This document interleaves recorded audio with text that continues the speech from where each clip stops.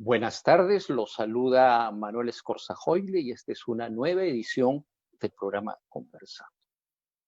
Lo que estamos viviendo el día de hoy, esta semana, es una situación confusa, incierta, nebulosa, con lluvia de incertidumbre. Así como hay un dicho que dice que nadie sabe para quién trabaja, aquí nadie sabe qué es lo que realmente está pasando o puede pasar. Una cosa parece ser cierta, evidente y contundente. Los grandes, entre comillas, líderes políticos están guardando silencio. Pero simultáneamente hay mucha gente valiosa, emprendedora, talentosa, estudiosa, que quiere participar, que quiere aportar, que quiere dar lo mejor de sí ante la angustia nacional y esta situación de crisis. Y paradójicamente, la percepción que se tiene es que el gobierno está cerrado, está blindado y aparentemente, esa es la percepción que se tiene, no está escuchando. Y claro, ya pasaron más de 100 días y ya comienza la crítica, a voltearse el pastel, y todo esto seguramente va a revertir contra el presidente Vizcarra. Finalmente, hoy el presidente dijo que aplicaría el artículo 70 de la Constitución, que habla de expropiación. Ya hay algunas voces que dicen que es mucho y etcétera. Pero lo cierto es que una vez más lo que se ve es una intervención tardía. ¿Es esto un problema cultural? ¿Es esto un problema político? ¿Es esto un problema propio de la crisis? ¿O es más particularmente un problema de gestión? Para empezar a hablar de estos temas y de otros temas que seguramente aparecerán a lo largo de esta conversación, hemos invitado a Javier González Olachea, politólogo, para mi gusto, brillante, hombre honesto y persona muy preocupada por el Perú. He tenido la ocasión de verlo en diversas ocasiones en el extranjero, en diversos países además, y lo que siempre emanó de él fue un amor por el Perú, y por lo mismo lo he invitado hoy día a hablar sobre esto que nos duele tanto y a veces humea, pero que a su vez queremos tanto y buscamos, que es nuestro país. Javier, buenas tardes, bienvenido. Hola. Muy buenas tardes, Manuel. Gracias por la oportunidad. Muchas gracias por la oportunidad. Buenas tardes. Buenas tardes, Javier. Javier, ¿cuál es tu opinión de la coyuntura nacional en estos momentos? La coyuntura se encuentra en un falso dilema de debate. Por un lado, tenemos a quienes sostienen que el gobierno actuó con prontitud frente a la crisis en marzo. Y por cierto, fue una gran mayoría desde marzo quienes aceptaron esa narrativa.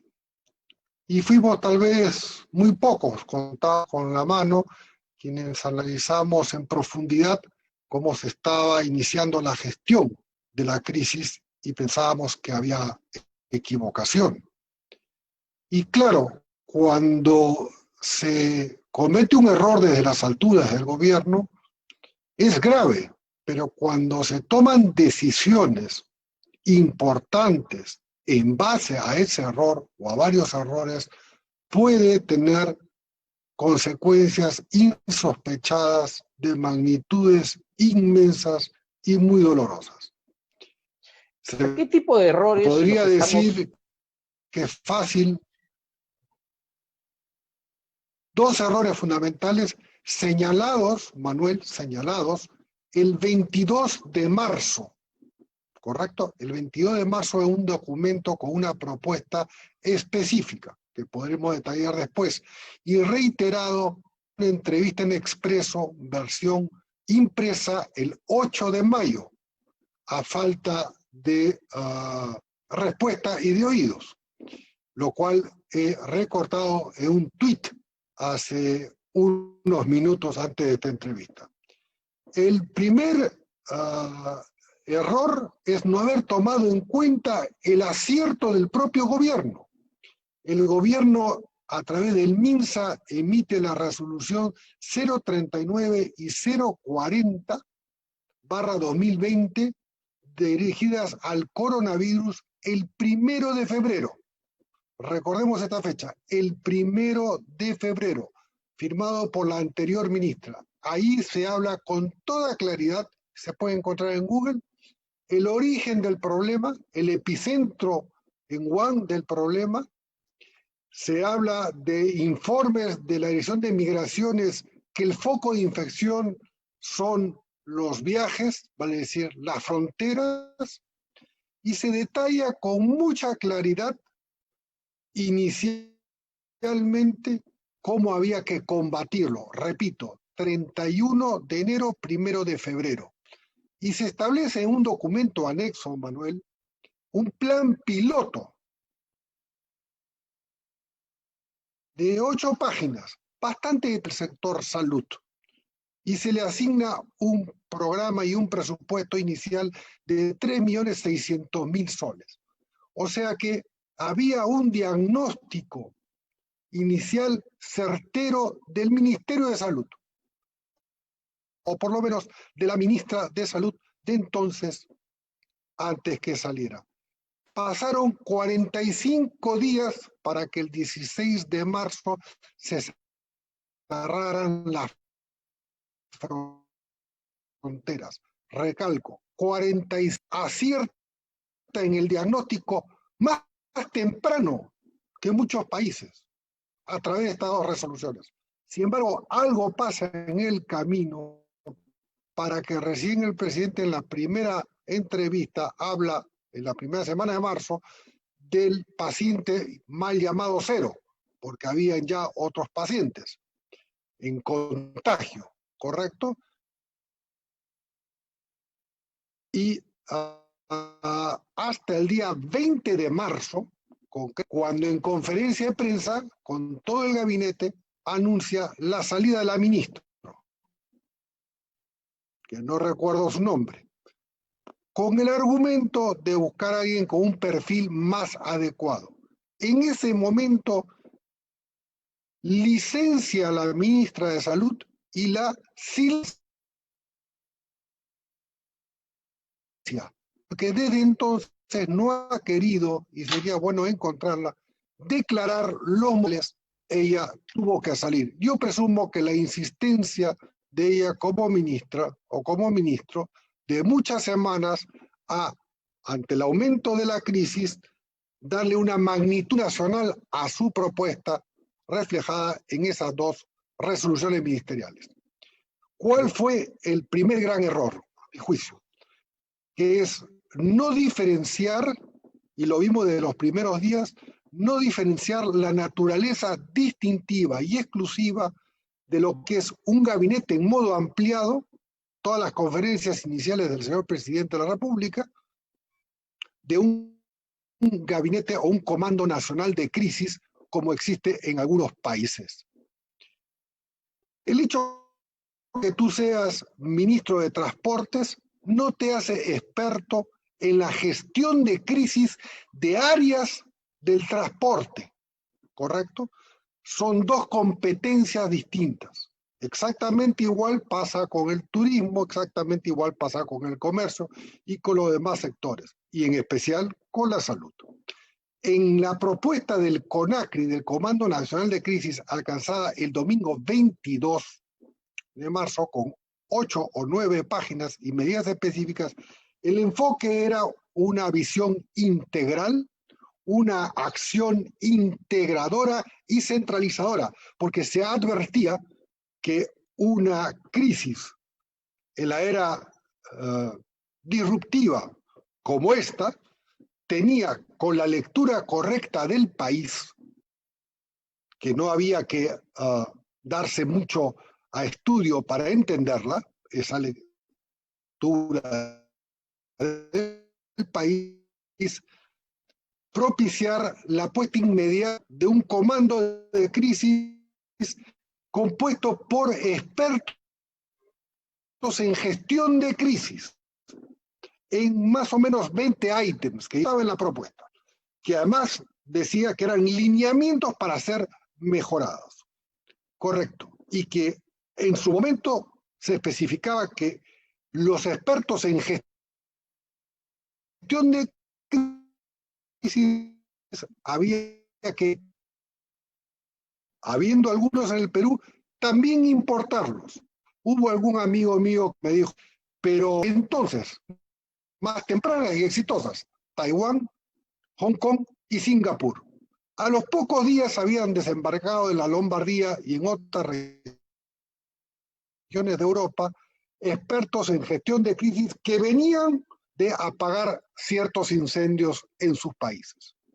Entonces, no entender la naturaleza distintiva de trabajar con un gabinete ampliado en modo crisis, donde tú le encargas al ministro de Turismo o al ministro de Comercio supervisar lo que pasa en Piura o en Puno, que no son expertos ni en salud ni en gestión de crisis, y no entender esa diferencia con un Comando Nacional de Crisis, donde además en el documento que se trabajó 4 días para hacerlo llegar el 22 de marzo, domingo, en la mañana, se especificaba que había que tener un lugar específico, una suerte de pentagonito donde se centralizara la información con un vocero, para evitar que después un ministro dijera a las 8 de la noche en un canal una cosa y la ministra de la Producción dijera otra en otro canal media hora después. Para decir, la sensibilidad de la información en una crisis es importantísimo, porque tiene que ser veraz, tiene que ser contundente para otorgarle legitimidad a la gestión. Entonces, la ministra de Salud, licenciarla y silenciarla y seguir actuando en modo de gabinete ampliado crisis hasta la fecha. Se hubiera podido evitar muchísimas cosas y nadie podrá decir, porque podría demostrar lo contrario, que es fácil ser general después de las batallas, porque tengo prueba de ello. Sí, Javier, yo añadiría a lo que tú estás diciendo una precaria visión de análisis y de visión en términos de previsión.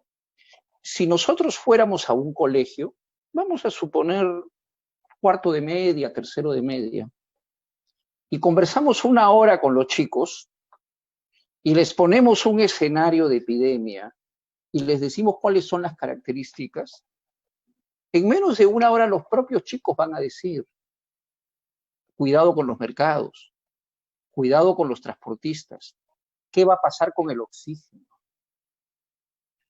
Y si en un colegio esa capacidad de análisis es sencilla, ¿cómo entender que a las instancias del gobierno peruano esa falta de sentido común hoy esté pasando la factura tremenda que está pasando con el estado de zozobra de gente que realmente, lamentablemente, se está muriendo?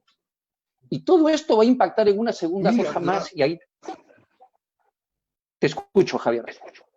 Mira, la razón fundamental de eso, que es un ejercicio de 4 escolares, ni siquiera una clase, donde tú le preguntas, como bien dices, ¿dónde se concentra la gente? Te doy un lápiz y un papel, y a los 15 minutos van a poner una fiesta de 15 años, el bar de la esquina, en la casa de mi amigo, donde juego fútbol, y alguien va a decir, Plaza Vea, supermercados y mercados. O sea, no hay que ser científico, es el sentido común. Sin embargo, el señor presidente de la República dijo hace 3 semanas, palabras textuales, palabras menos, hemos constatado, fue la palabra que utilizó en una de las conferencias antes de ausentarse 11 días de los medios, hemos constatado que los mercados son el principal foco de atención.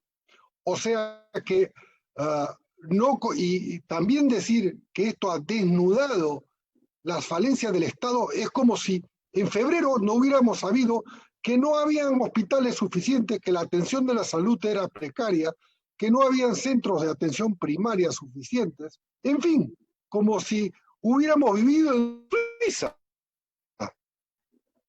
Yo me rebelo ante esa versión de que esto ha desnudado la situación precaria del país, porque como he dicho en otras entrevistas, hemos siempre confundido, Manuel, hemos confundido crecimiento con desarrollo, ¿correcto? Tú puedes crecer y en forma asimétrica agrandar las brechas sociales.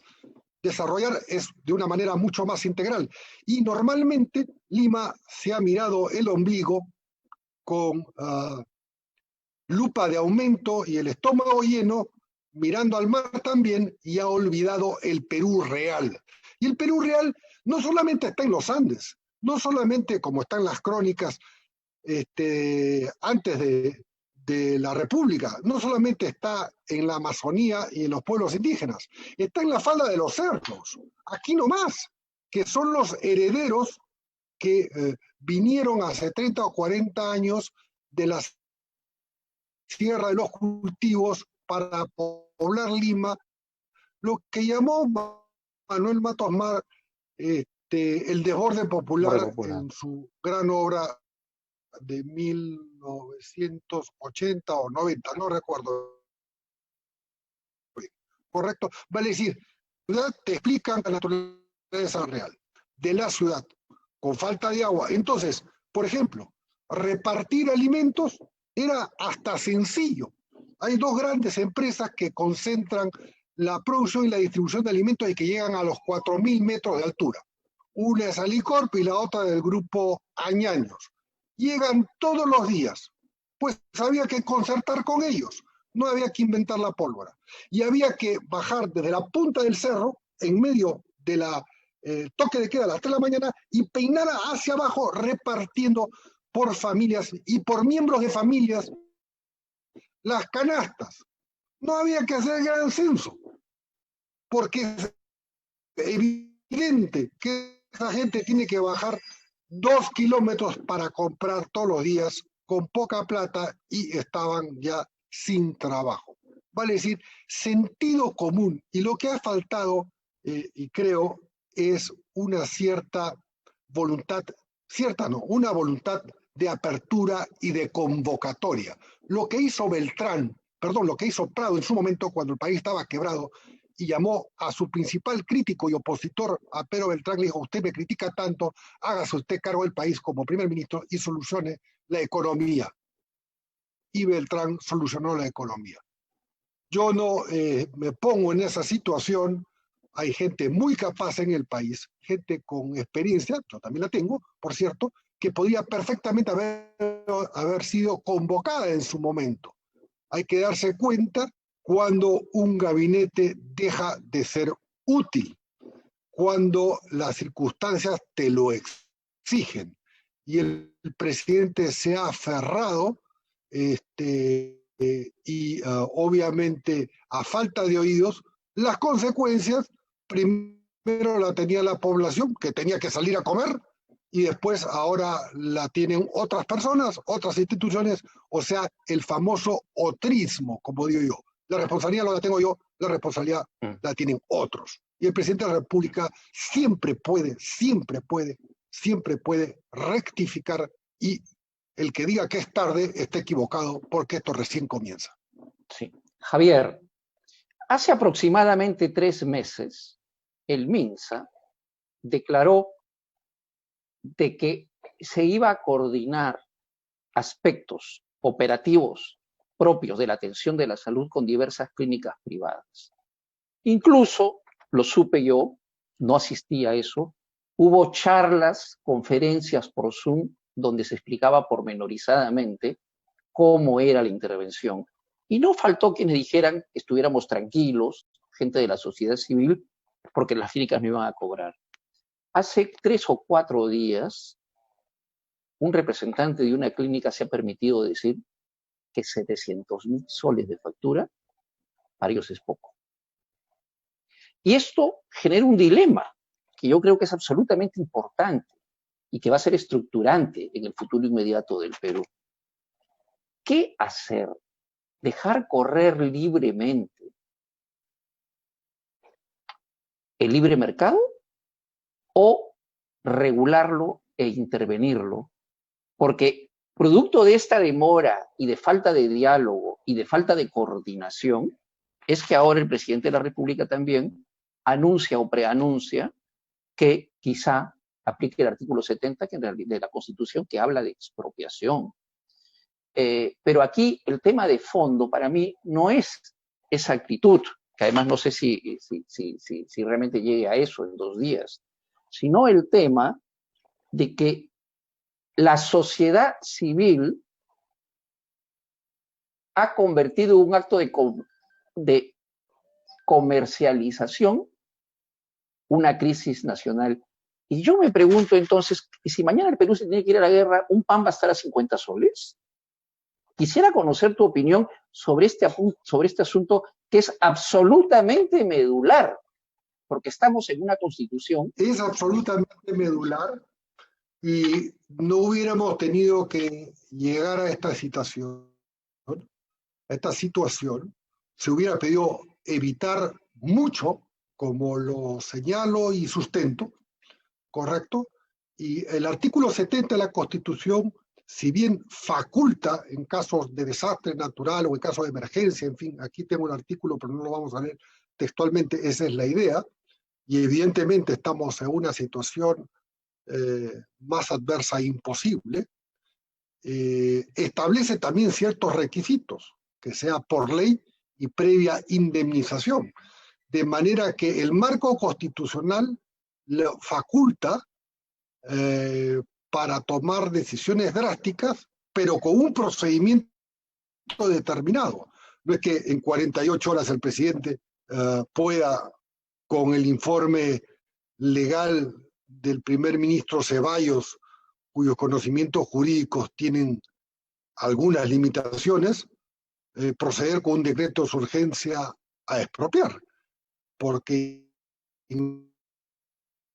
inmediatamente se verá legal y siempre en este caso, no habiendo cumplido las formalidades del caso, el gobierno va a salir perdiendo. Yo espero que el diálogo que no se ha podido, porque no hay que subrayar de que hubo siempre diálogo, ha habido intentos de diálogo, ha habido posiciones de un lado y posiciones de otro, pero también hay que decir una cosa, el presidente de la República hace 6 o 7 semanas dijo estricta y claramente en una conferencia de prensa que si no habían cupos en los hospitales públicos, pues los derivarían a las clínicas privadas y que las personas estarían cubiertas al 100% por parte del Estado. Eso es lo que dijo el presidente. Vale decir, es la palabra y la legitimidad de quien jefatura el Estado y encarna a la nación. Entonces, hay personas que ante la ausencia de camas y de posibilidad de atenderse en hospitales públicos, fueron a las clínicas privadas y las clínicas, ante la ausencia de mecanismos coordinados y acordados y firmados, bueno, procedieron a cobrar muchas veces en forma, yo diría, exorbitante, pero yo no soy un médico ni soy un gestor de clínicas para decir cuál es el costo real y cuál es el excedente. Evidentemente tiene que haber una mesura, tiene que haber una ponderación, pero el presidente de la República dijo con toda claridad eso. Entonces, la sumatoria de errores, por eso comencé diciendo que se podía desde el poder cometer un error, pero tomar decisiones en base a ese error, resolución mencionada y gabinete en modo crisis, sin ser expertos en gestión de crisis, puede conducir al país a una tragedia de inconmensurables consecuencias. Y es lo que estamos iniciando a padecer. Digo iniciando a padecer porque esos 2 millones y pico de desempleados en el Lima, porque vuelvo a decir, siempre se habla de Lima, como el otro día me quejé en un Twitter, sin pensar en los desempleados de Puno, sin pensar en los desempleados de Arequipa, de Huancavelica y demás, bueno, traen sus consecuencias. Y todas esas consecuencias no hacen más que ahondar la precarización de las condiciones sociales y aumentar las brechas entre las personas que se van a terminar hundiendo y las posibilidades de una vida digna a la que todos tenemos derecho. Y que es posible, por cierto, con una buena gestión. Sí. Javier, bueno, se viene ahora la posgestión de la vacuna y la posgestión de la reactivación económica. Pero hay una realidad. Las sociedades están cambiando y esto ha golpeado tan profundamente al Perú que será un trauma casi tan grande como el que el Perú tuvo en la década del 80 por razones de terror. ¿Cómo va a afectar esto la economía y el panorama político? Porque mi terror es que a raíz de esto surja una persona inexperta y pretenda dirigir el Perú. ¿Cuál es tu opinión?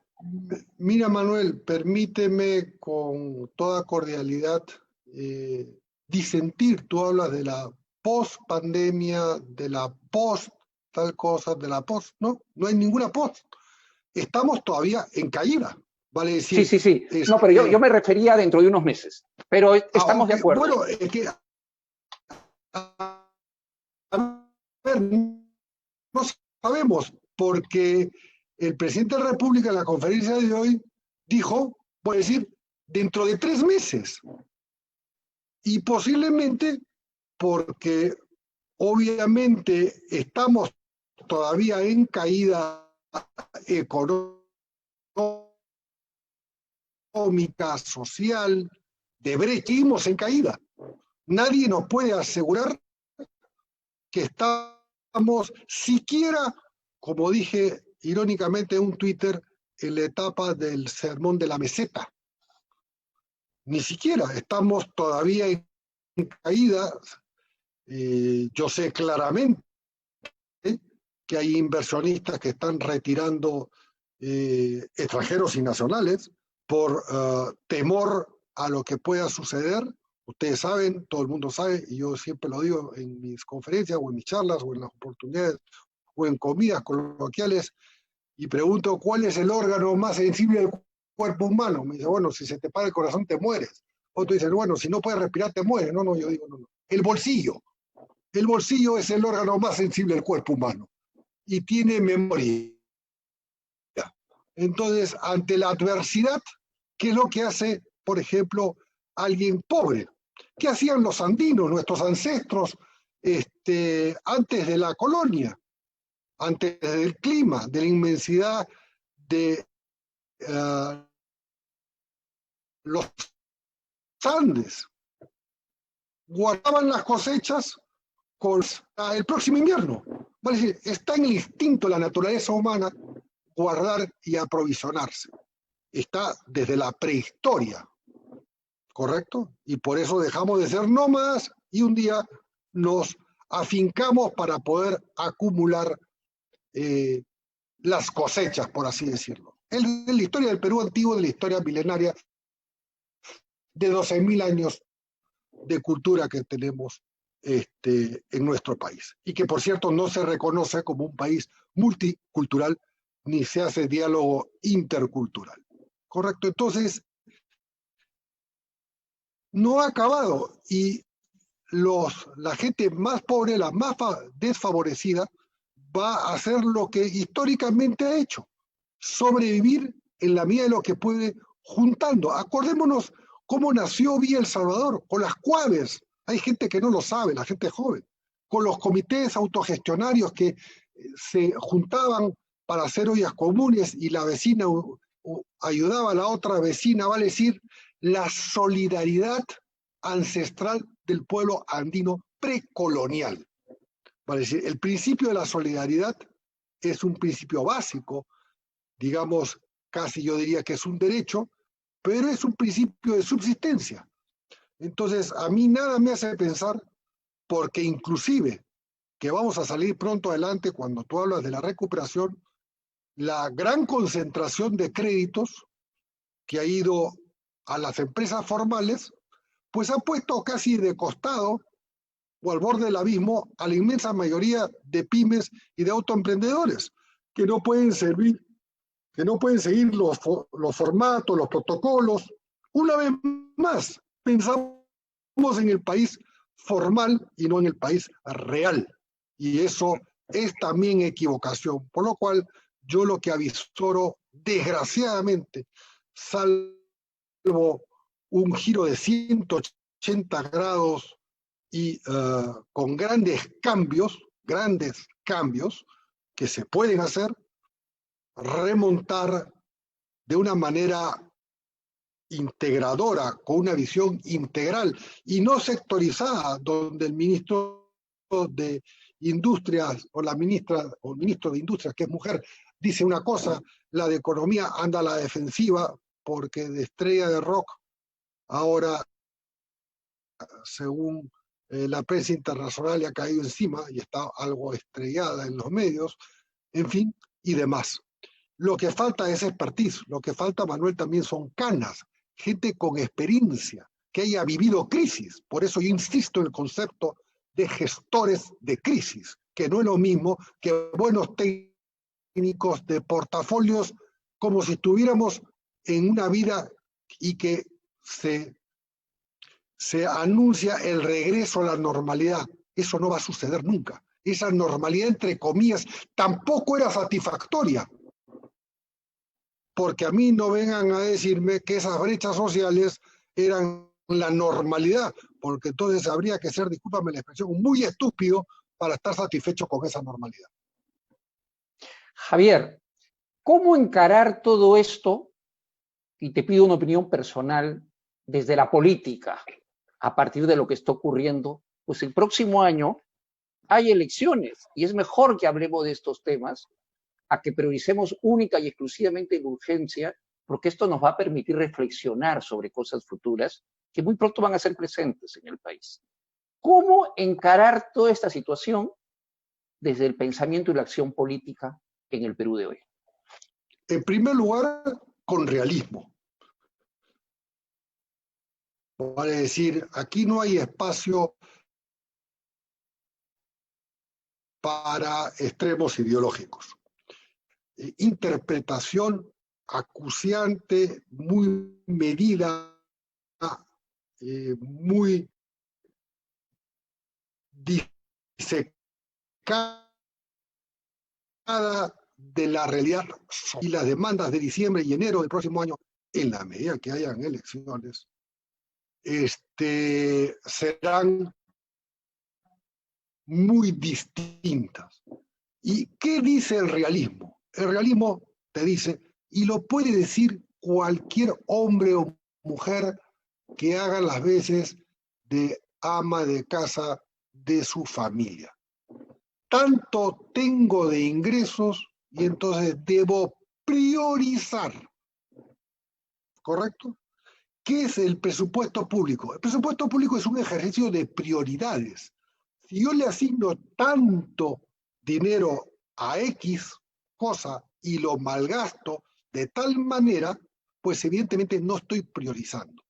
Lo primero que hay que hacer desde el realismo es priorizar acorde a la hondura de la crisis y obviamente respetando el primer mandato de la Constitución, que es asegurar las condiciones para la vida y la salud digna de las personas. Y esto quiere decir acortar brechas. Esto quiere decir priorizar reformas fundamentales en el país. Y que reformas que tienen que ser confluyentes, tienen que ser convergentes. Hay unas, por ejemplo, que son potenciadoras de otras. Por ejemplo, la reforma digital tiene que acelerarse para que ese programa de la Secretaría de Gobierno de 12 años se pueda ejecutar en 2 años. Va a decir, hay países que lo han hecho en 3, en 4, en fin. No es una cuestión de dimensiones. En 4 años vamos a tener internet gratis en todo el mundo. Si no es por Facebook, será por Microsoft o lo que fuera. O sea, utilizar las herramientas de la era disruptiva del mundo digital para modernizar el país, aumentar las oportunidades, acortar los espacios y todos los pasos que tiene que dar el ciudadano común para tener servicios del Estado, ¿correcto? Va a ser una profunda reforma hacia el mundo digital. Hay otras experiencias en partes del mundo donde en un solo día se puedan hacer muchas cosas.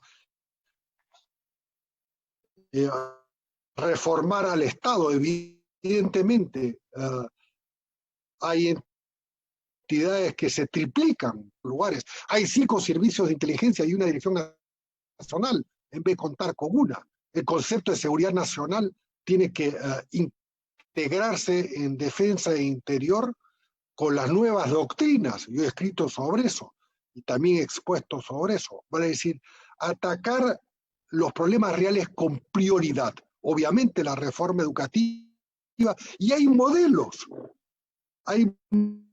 modelos muy exitosos. El finlandés, el colegio comienza a los 7 años, un poco antes, ¿correcto? Y mezcla competencias con habilidades de una manera muy inteligente hace 60 años. Cuando comenzaron no tenía más que frío y nieve, ¿correcto?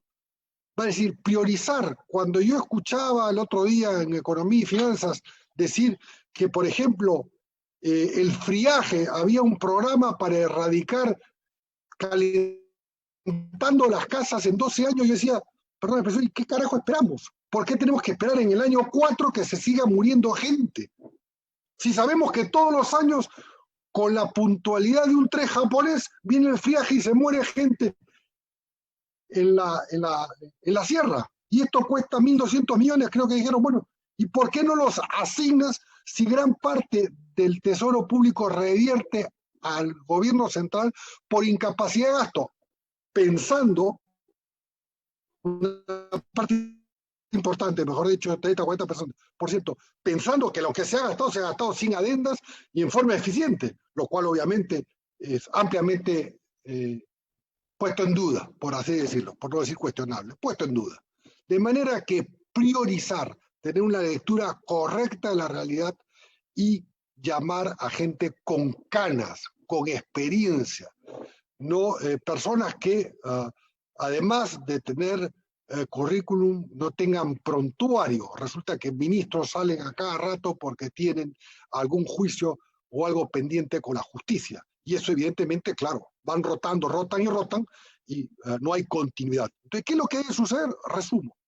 Una visión integral, real, ofrecer solamente lo factible, pero explicarlo bien, de manera que se pueda priorizar, ampliando la base, obviamente, tributaria, pero claro, será muy difícil en una época de recesión tan aguda como se anuncia y que se va a seguir pronunciando a mi juicio, pero priorizar, pero sobre todo hablar con honestidad y transparencia, es decir lo que se puede, pero en la priorización obviamente están las grandes mayorías primero. Javier, has hablado de seguridad nacional. Yo estoy de acuerdo contigo que hay que reformular el concepto de seguridad nacional. Voy a cruzar esto con otro tema, y es que uno agarra una caja de guantes y uno se da cuenta que son hechos en Vietnam, en China. No hay jeringas en el Perú, no hay producción propia. Las agujas son importadas. Los tapabocas en el Perú habían, pero los que realmente se necesitan para una pandemia no los hace en el Perú.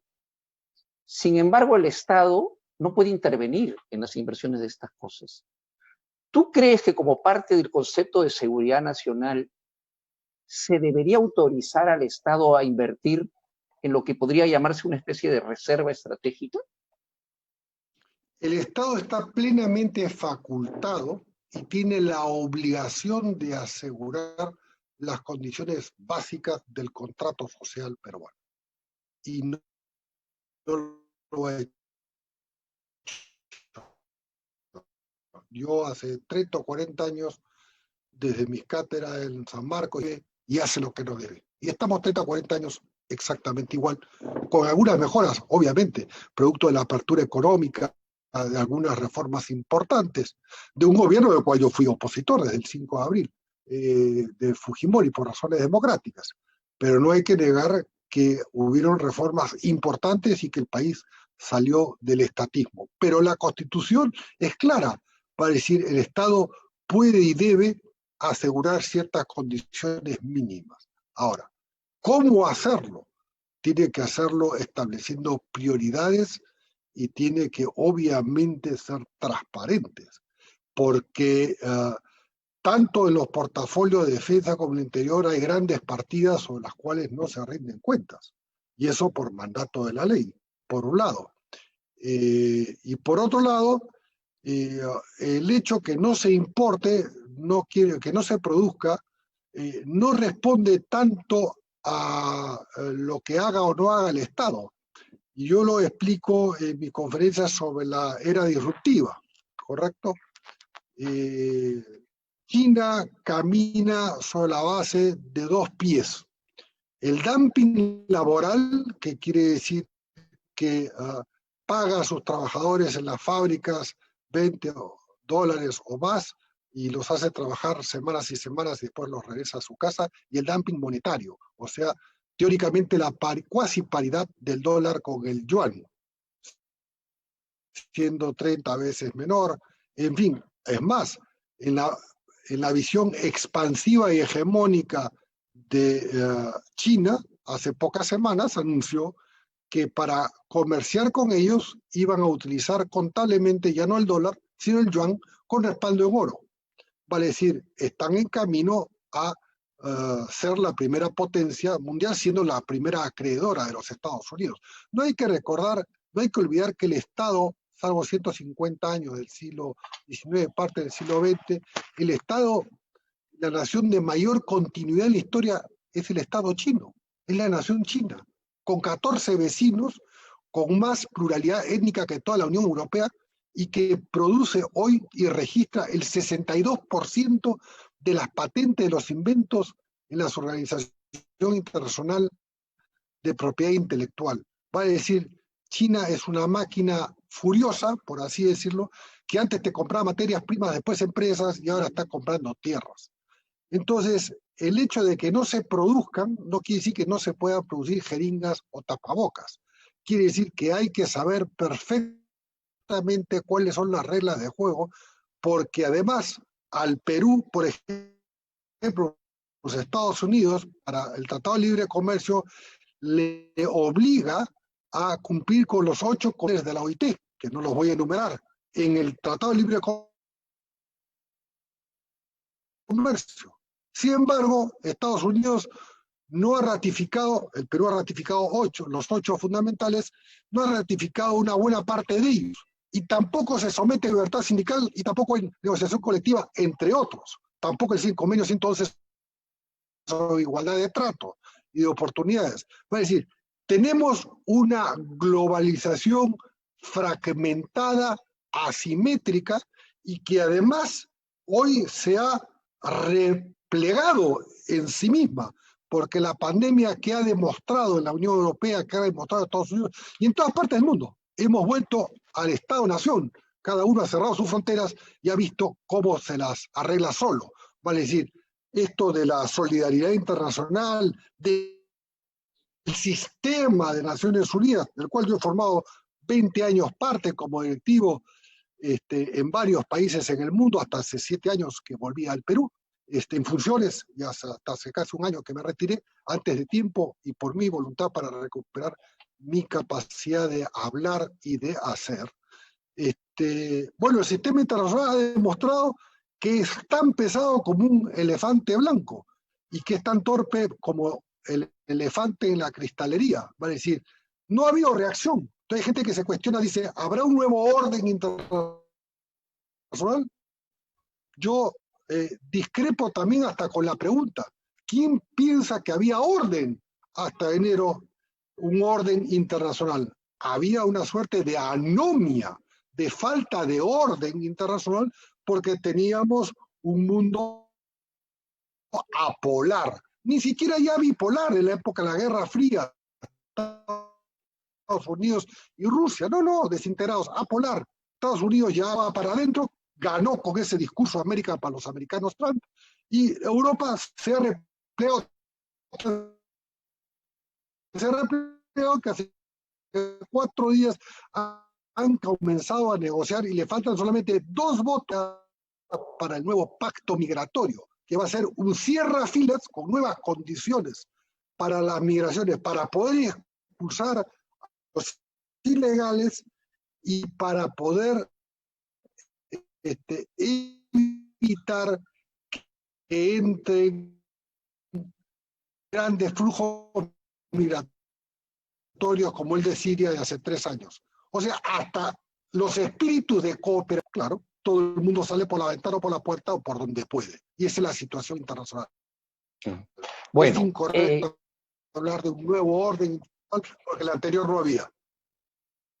Me has dado la idea de un concepto que lo voy a evaluar a partir de lo que tú dices, que es la anomia mercantilista. Pero bueno, no vamos a hablar de eso ahora.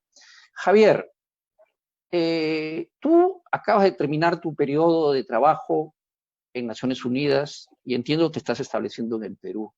Si te invitaran a participar, a dialogar, a representar o eventualmente a liderar acciones políticas, ¿cuál sería preambularmente tu respuesta? Mira, yo regresé al Perú hace 7 años, sino que estuve en funciones Sí, claro, en la OIT, hasta el año pasado. en el departamento de normas para la región andina. Me jubilé 5 años antes de tiempo. El año pasado, terminando mi tesis doctoral, justamente sobre poblaciones indígenas y la consulta previa, para recuperar mi libertad, 5 años antes. Libertad y tiempo que ejerzo a plenitud, trabajo mucho más que antes, feliz de la vida, sin una burocracia encima, y dedicado a pensar, a escribir y a hacer propuestas, como la que te mencionaba al principio de la entrevista, sobre el CONACRI, Comando Nacional de Crisis. Evidentemente tengo una vocación por ofrecer propuestas. Si esto me lleva a una participación activa, yo no voy a mirar los toros desde la barrera, vale decir, no quiero ser general después de la batalla. Me parece que si uno habla claro y tiene una trayectoria, acuérdate que yo estudié ciencias políticas, gestión de gobierno en Francia, relaciones internacionales, en fin, estaba en el sector público y en el sector privado también, en el Perú, en 4 despachos ministeriales en la década del 80. Si uno tiene una experiencia y una vocación, pues tiene que ponerla al servicio, pero no bajo cualquier circunstancia. Vale decir, tienen que haber circunstancias, digamos, no especiales, pero sí circunstancias que a uno le garanticen un acompañamiento, o sea, que uno acompañe u otra figura con gentes capaces, gentes que tengan, como digo yo, currículum y no prontuario, y que tengan la vocación, porque además poca gente quiere participar porque es un enorme sacrificio personal. Fíjate tú, Manuel, que cuando tú pretendes un cargo público y lo ejerces, tienes que hacer una declaratoria de intereses que hay que hacer, porque hay que ser transparentes, pero que todos tus parientes, en mi caso no tengo, pero todos tus parientes, si alguno de ellos contrataba con el Estado porque o era proveedor de valores de gas o de lo que fuera, un ministerio deben dejar de hacerlo. Esa ley fue muy mal hecha hace algunos años porque ha ahuyentado a una cantidad de gente que vive en el mundo privado, que es muy competente y que te dice, mira, yo tendría que renunciar a esto, pero además le tengo que decir a mi primo que deje su empresa. Además le tengo que decir a mi primo segundo o a mi sobrino segundo que deje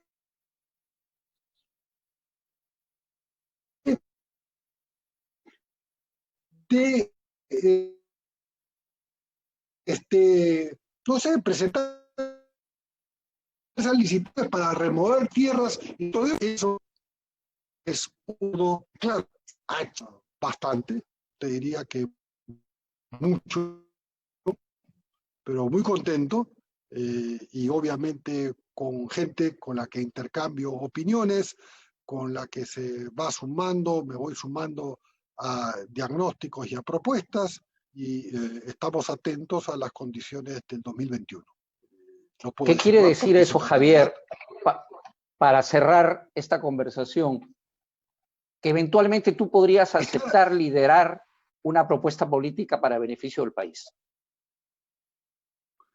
Eventualmente, si las condiciones y los acompañantes dan las seguridades de tener currículum y no prontuario y tienen una visión que comparto o que podemos compartir, en primer lugar yo estaría dispuesto, obviamente, a evaluar posibilidades que fueran más viables desde el punto de vista de gente conocida, pero también es cierto que un porcentaje importante de la población quiere caras nuevas, de manera que yo no cierro la puerta a nada, sí tienen que haber esas circunstancias, y si son otras las personas, en buena hora, yo ofreceré la medida que se me pida el concurso con el perfil que se me pida, vale decir, aquí no hay condiciones, hay circunstancias que ameritan que dejemos el individualismo y que pensemos en el bien común.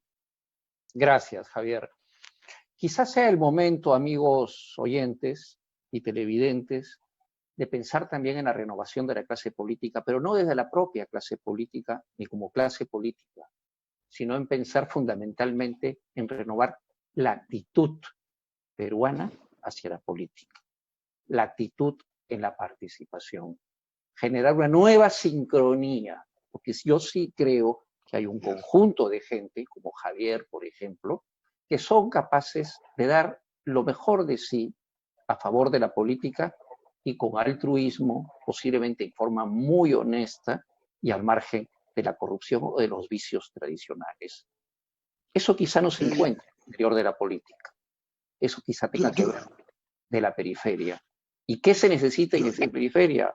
Actitud, honestidad, respeto social, sentido de otredad, ganas de trabajar por los demás.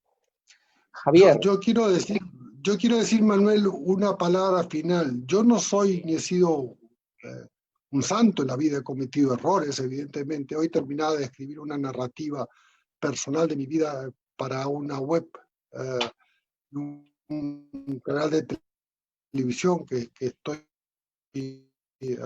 formando. He cometido errores, delitos, por cierto. He pedido siempre disculpas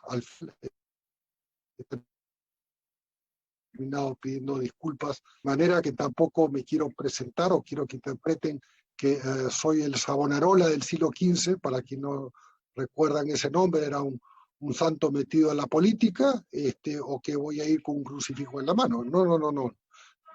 Yo soy un ser humano que ha cometido errores, que no quiere volver a cometerlos igual, pero que lo rescatable posiblemente sea mi actitud constante para formarme, estudiarme, prepararme y sobre todo hacer un sacrificio, ya no personal, sino familiar, porque ahí sí debo decir que la voz unánime de mi familia es: papá, ¿para qué te metes? Te van a inventar cosas, te van a hacer bullying, me van a hacer daño a mí, si tú eres tal cosa, puedo perder el trabajo, etcétera, etcétera. Va a decir, claro, son jóvenes, todos profesionales, tengo 6 hijos, la última va a ser abogada, pero la resistencia está en mi casa. Y evidentemente, bueno, van entendiendo que posiblemente mi vocación es mayor a su resistencia. En todo caso, solo Dios y el tiempo lo podrá decir. Muchas gracias, Manuel. De nada, Javier. La resistencia y la revolución está en tu casa. Vamos a ver qué prima y qué sale de ahí. Javier, muchísimas gracias por esta conversación. Gracias, Jorge Ceballos, una vez más, por darnos este espacio. Gracias, Jorge. Por tu generosidad en Radio Miraflores. Amigos oyentes, nos vemos la próxima. Vienen varias personas que prefiero no adelantar sus nombres, pero en entrevistas que prometen ser sumamente interesantes. Javier, si finalmente entras a la política, mucha suerte. Mucha suerte. La habré de necesitar si se da el caso. Abrazo. Gracias. Gracias, Buenas amigos. tardes y a los oyentes. Hasta la próxima. Buenas